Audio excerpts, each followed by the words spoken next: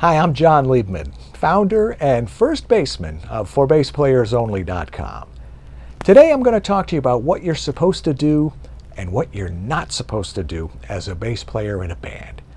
Pay attention to what I have to say, because if you don't get this right, nobody's going to want you as their bass player. So stick around.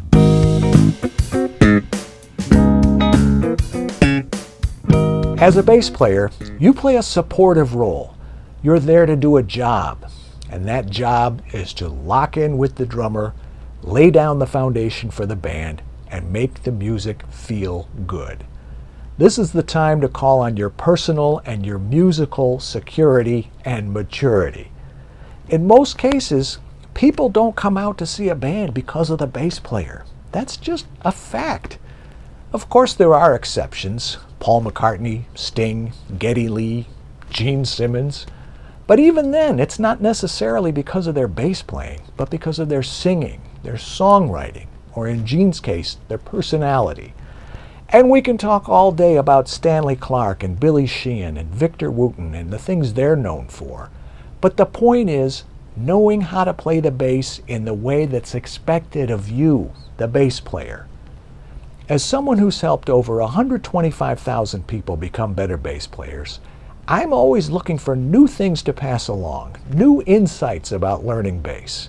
One of the places I go for that, the most obvious place, is the exclusive one-on-one bass player interviews published on ForBassPlayersOnly.com, where there are now well over 800 interviews. One interview in particular I want to talk about is the one with Chad Kroeger of Nickelback. When it comes to understanding the role of the bass player, Chad nails it. By the way, you can download a PDF with Chad's advice by clicking the link under this video.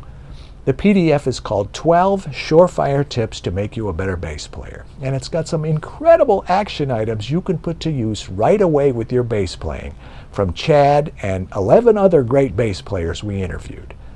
Chad says, it's not about the bass, it's about the band. I err on the side of less is more. I've never really been that interested in being flashy or really out front. I just want to listen and understand what the song needs and support the vocal. Oh, if only every bass player had Chad's attitude. Just because you're playing a supportive role doesn't mean you're in the background. And it doesn't mean you're not providing something vitally important to the band and to the music. If that were the case, bands wouldn't need bass players. Bass doesn't need to be a lead voice, Chad says. It needs to be complementary and foundational. And I say, again, that's where your personal and musical security come in. If you've got to be in the spotlight all the time, well, maybe playing bass just isn't for you. Chad also talks about when the bass player is doing it right or not doing it right. When something's not right with what the bass player is doing, people may not be able to pinpoint it. They just know something's wrong. And when the bass player is doing everything right, how much credit do you think they get from the audience? Probably none, but that's okay. We know. It's almost like, I don't know, an IT person or a maintenance person or a groundskeeper or a mechanic. If everything's working and looking good, you may not have even known that something was wrong and that somebody fixed it, some behind-the-scenes person. I didn't say background person, but someone who took pride in their work, someone who genuinely wanted to do a good job without obsessing about people noticing them or giving them credit. That's personal and professional security, and you need it no matter what you do, even if you're not a musician. So thank you, Chad, for the great insight and for underscoring what we bass players need to do and how we need to approach the instrument and the music. Again, Chad is one of 12 people spotlighted in my free PDF, 12 Surefire Ways to Make You a Better Bass Player. I want you to download it right now if you don't already have it. It's totally free. And leave a comment below this video. Let me know your thoughts on the subject.